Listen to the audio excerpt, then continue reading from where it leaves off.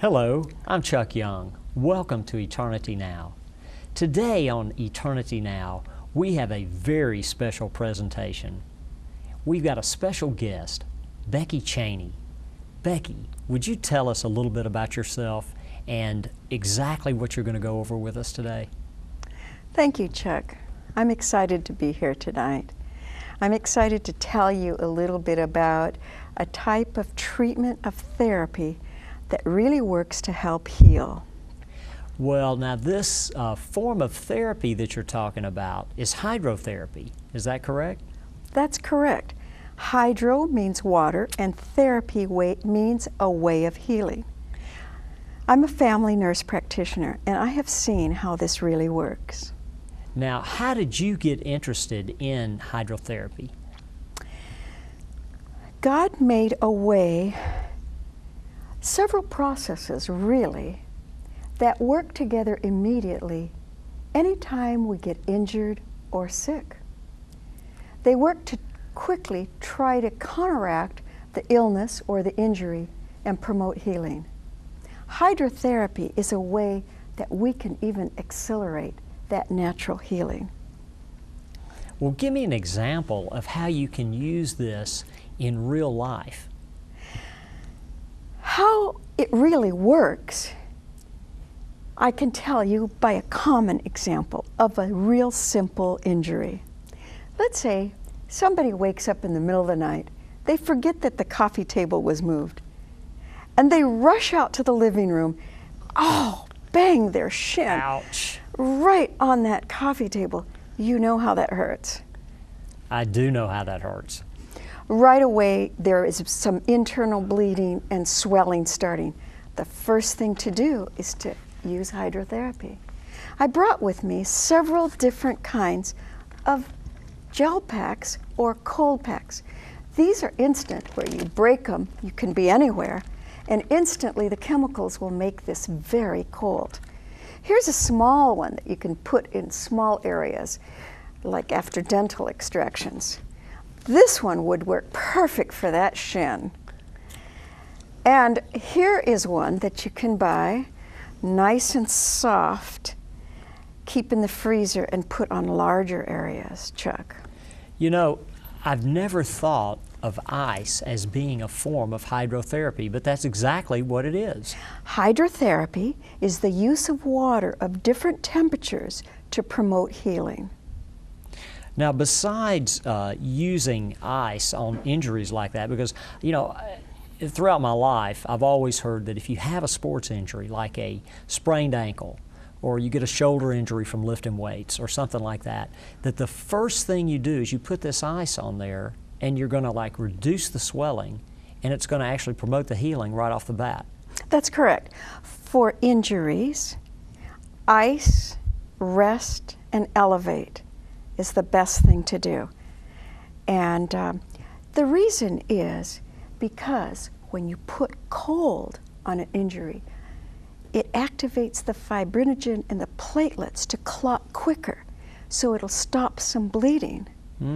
Actually, the cold decreases the swelling so that it doesn't extend farther than it needs to be. Sometimes it's just the swelling that's causing the pain. Now, when you put heat on something, the opposite happens. In cold, the blood vessels constrict.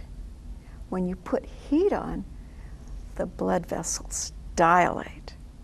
When they constrict, toxins from an illness, debris from an injury, or fluid from swelling into the third space of your body is pushed away from that injured area. And when you put heat on, the blood vessels expand and blood, oxygen, and fresh nutrients rush to the area. So that stimulates the circulation, which really promotes healing quickly. So besides the ice, which is a wonderful form of hydrotherapy, as you just explained, what is another form that we could expect you to show us about today? One of the most common infections in the United States, and perhaps globally, Chuck, is the common cold. We are inundated by rhinoviruses, all different kinds of viruses, Now, and when bacteria. you say rhinovirus, you're speaking of viruses that enter the body through the nose. There are a variety of viruses that do that, and bacteria as well. The rhinoviruses in particular do very well at a point of entry that's a couple of degrees lower than the core body temperature. That's exactly what the temperature is in the nose. And that's why they can come into our body, which is otherwise very well protected, and cause some problems and injuries and cause us to be sick, come down with the cold. If at the very onset of your infection, when you feel that pain and pressure in your nose, you could heat those nasal mucosa membranes, it would make it very difficult for a rhinovirus and other bacteria to enter or bacteria to proliferate.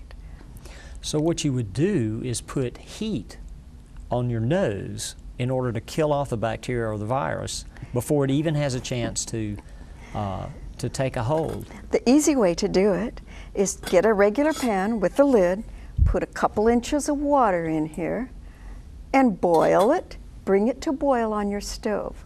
When it's boiling, be sure to find your best heating pad. This is hot. Take it to a table and set it on, like say your kitchen table on your heating pad. And you could get another towel handy and very carefully remove the lid. Remember that water makes heat more intense, more penetrating. You don't want to burn your face. But if you put your towel over your head and breathe the steam, before the steam is gone, you will have raised the temperature in your nose at least 1 to 2 degrees, making it more difficult for these rhinoviruses or any other bacteria to colonate your nose. So in essence, what you'd be doing with the towel is just forming a tent over your head so that you could breathe in these warm vapors and just kill off the virus before it really has a chance to take a hold of you. It also decreases congestion in your nose. You'll have to have a box of tissues handy because it'll merely make that nose run so that any congestion that you can't get out, it's rapidly decreased with this. Now, it's a very simple treatment. That is a simple treatment. Would it also be effective to take just a warm washcloth and lay it across your nose to help to elevate the temperature there? Would that be as effective, or would it be better to use the steam? For sinusitis, that's even more effective. To dip your washcloth, I have here a mitten that works very well for that, and make it nice and hot as your hand can stand. Wring it out carefully and place it over your nose and face. That's contact as well as this method. Works very good for sinusitis. And how long would someone expect to do that to get some good results? I think it takes 5 or 10 minutes. 5 or 10 minutes. Should they do that every couple of hours at first? Usually when you're sick, you don't feel like doing much. So if you're doing it every 2 hours, 5 or 10 minutes, that is probably all you need to do for it to still be a very effective treatment. Well, you're making me almost want to have a sinus infection so I can try some of these treatments out here. I don't want to wish anything bad on myself, but this almost sounds like fun the way you're putting it. Well, hydrotherapy feels good. The sicker you are, the better it feels. I'm going to go to the next point on the common cold. When you get that annoying tickle in your throat, you know what it is. When you feel itchy, scratchy, and pain. That's when, at initial onset, this treatment works best. You get a simple man's handkerchief. I usually fold mine like this. Dip it in cold water, as cold as you can. Ice water is the best. Squeeze it out real thoroughly so it's cold and damp, but not dripping. And then, just before you're ready to go to bed on that scratchy throat, You wrap this around your throat and cover it with a wool cloth. Here's what I use at home. A nice wool ski sock. It's just the right thickness and just the right length. So over your wet, cold cloth, and the hardest part is just to stick it on your warm neck. But after you get through that, you wrap that around and then wrap around the wool sock. I always keep a safety pin handy because you safety pin it snugly around your throat and go to sleep with that. At first, the cold decreases the congestion and pushes it away. Remember I said cold constricts. Then after a minute or two, this will warm up all night long. It keeps your neck 2 or 3 degrees hotter than it normally would be. How interesting, the science behind how these things work. It almost seems to be the opposite of what you would think. Very simple, but this works. What else can you do for those tickly throats that Scratchy you get? throat, when it feels terrible. A simple mug, 1 cup of water, heat it in your microwave. In my microwave, it heats for 1 minute. That makes it nice and hot. It should be the hottest that your mouth can stand without burning your taste buds. Then get a teaspoon and get a teaspoon of salt, 1 teaspoon of salt, and stir that in that hot water. This should be as hot and as salty as you can take it. I hate this treatment, but it works. You know, Chuck, when I was a little girl, we used to pour salt on slugs on the sidewalk and watch the salt suck all the fluid out of that little slug's body. You see, by using hot water and salt, we're decreasing the bacteria in your throat 2 ways. The osmosis through the salt and the heat, both of them make it impossible for bacteria to colonize that throat or your tonsils. You know, that sounds really good for your throat, but all those poor slugs that lived in your neighborhood. Now, when someone uses a cup of water like that to gargle, should they go ahead and just gargle the whole cup of water in one setting? When you gargle, you're just breathing 1 breath of air through your mouth, through that hot water. At the end of 1 breath, that water is cooler. So you need to spit it out and take another mouthful of the hot water. You really should go ahead and do the whole mug. That takes, I don't know, I think it would be less than 5 minutes. But yes, Chuck, you should gargle with the entire mug. And if you do that at onset of cold and every 2 hours, or just before you go to bed if it's just by bedtime, and then put the compress on your throat, by morning, most of the time, your throat will feel normal. Isn't that wonderful? And how many people bypass a wonderful chance at a natural cure like this, and they get up and they pop some medicine, or they go ahead and call the doctor and go into the doctor, and by the time they get there, it's already settled in on them when they could have possibly just bumped it right on the outset like this. If a mother could gently help her child with these remedies, they could avoid all the controversy going on right now about how healthy or how good children's medicines, cold medicines, are for kids. Okay, so far we've got, for the sinus, we'll come in there with a warm steam or warm washcloth on there. For the throat, we'll do the gargling with the salt water, and then we do the cold compress to begin with on the neck, but then it warms up and it becomes the, actually raises the temperature a couple of degrees above your body temperature. So then what's going to be the next phase of this healing of this cold that we've got coming on? The most wonderful thing is a larger area of your body to be heated. When you feel miserable and you're starting to get the cold, often the first sense that you're getting sick is that you're chilled and you can't get warm. You've had that feeling before. When you have that happen, if you feel well enough, getting into a nice hot bath is a fabulous thing.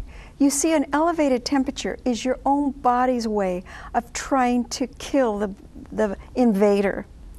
An elevated temperature is a natural way our body is fighting this infection. If you can help it and get into a bath, let's say at onset of the bath you took your temperature and it was 99 degrees. You stay in a nice hot bath until your temperature is 100 or 101. That's still a safe temperature. That is fever hydrotherapy, and it's extremely effective. The sicker you are, the better it feels. Then stay in it only after your temperature has risen 2 degrees. Dry yourself well, put a clean t-shirt on that can absorb any sweat, and tuck into bed. Doesn't that feel great? That does sound really good. Now, when you get into the hot bath like that, what is a good temperature for the water to be under those conditions? That varies depending on your age. For children and adults, it has to be much less heat, cooler temperature than for your or my age. We can take quite a bit of heat. It should be comfortable, never to burn, but comfortable and warm. Now, sometimes you're sick and you don't feel like moving. You feel like just laying in bed. Then it's nice to have what's called an old-fashioned hydrotherapy fomentation. In the olden days, before antibiotics, they used to be able to cure even pneumonia with a fomentation. We call this a hot pack now. What they would do is cut a wool army blanket. Wool holds the heat very good, into a length like about this, Chuck. This would hold the heat. Inside, they would fashion a flannel interior material. It's 2 or 3 thicknesses of flannel, so it's nice and thick. It can be easily handled. They would roll it up and put it into a big cooker, like a crock pot, a steamer, you know, a pot to make a big amount of soup in, and stand it up with a little steamer standing so that there'd be boiling water here. The steam would come up in the top of the pan here, so that this would not get soaked with boiling water, only steamed through. So you would not put water on that first, you would only have the steam? The steam come up. When about 20 minutes, this would be very, very damp and very hot.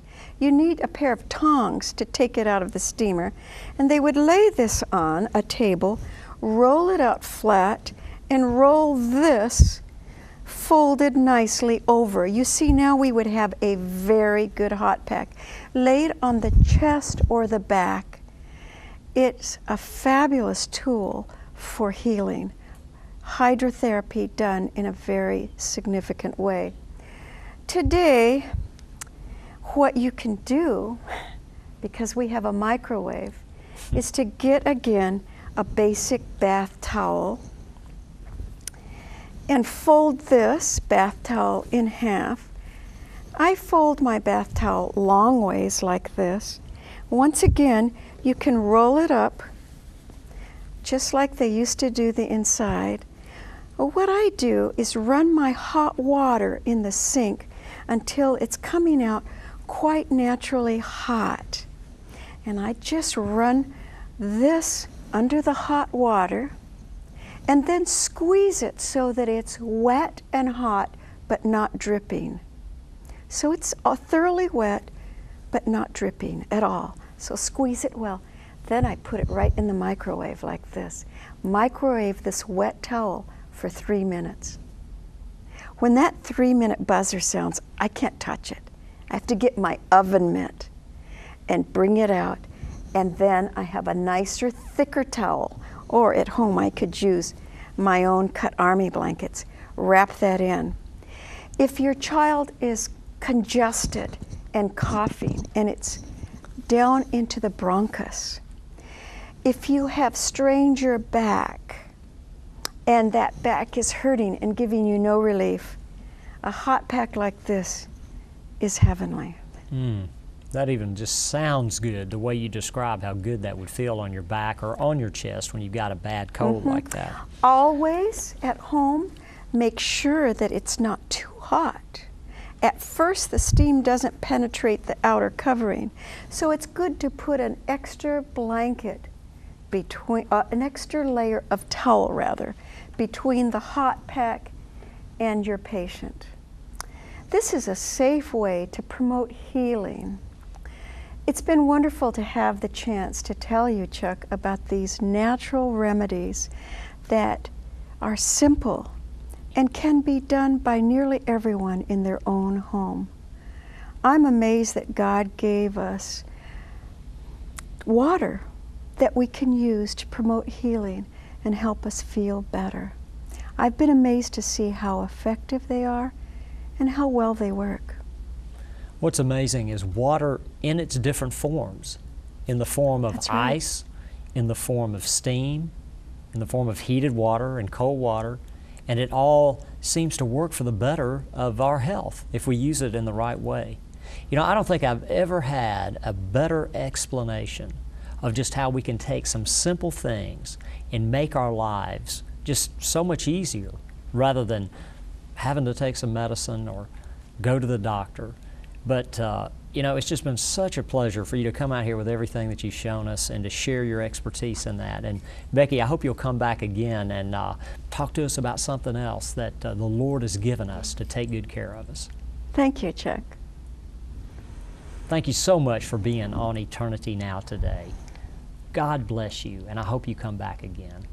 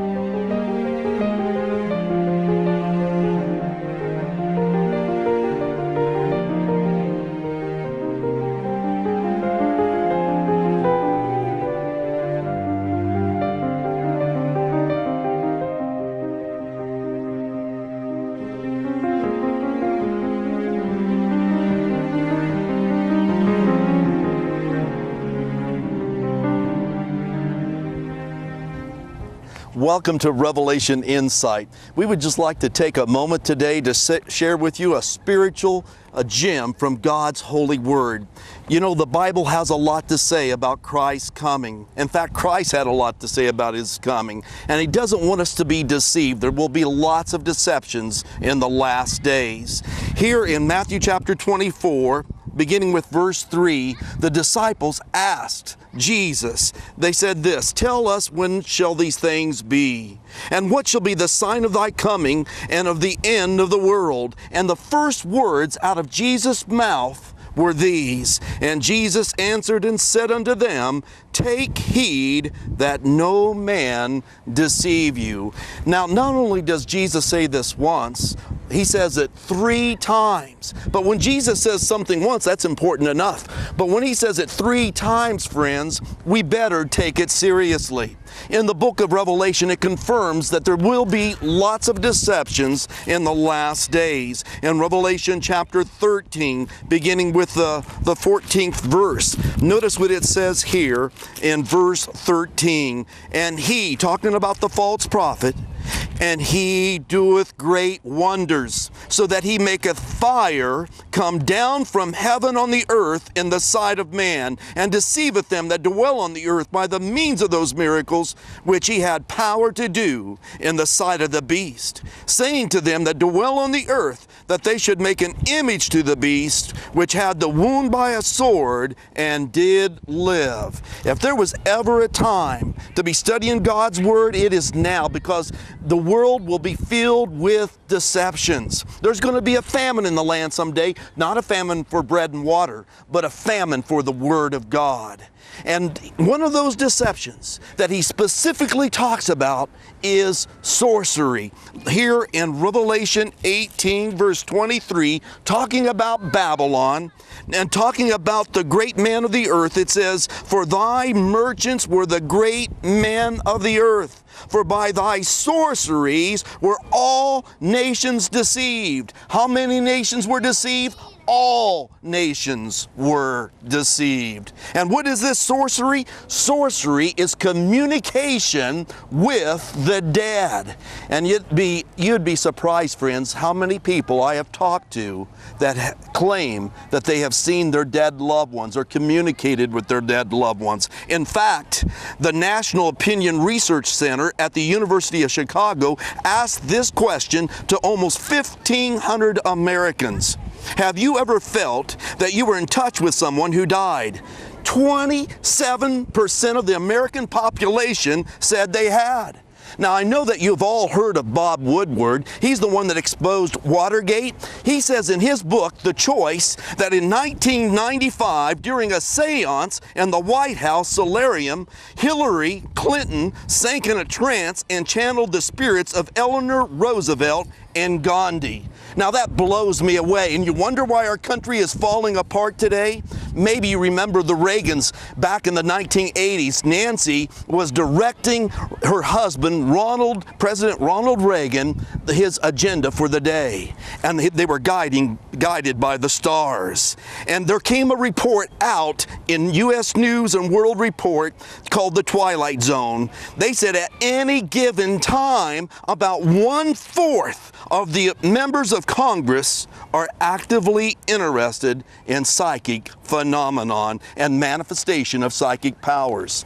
And so, friends, the Bible, what does it have to say about this? It warns us in Deuteronomy 18 verse 11, "There shall not be found among you anyone that useth divination, or an observer of times, or a chanter, or a witch, or a charmer, or a consulter with familiar spirits, or a wizard, or a necromancer," someone who communicates with the dead. "For all that do these things are an abomination to the Lord." And this has been a Revelation Insight. May God bless you.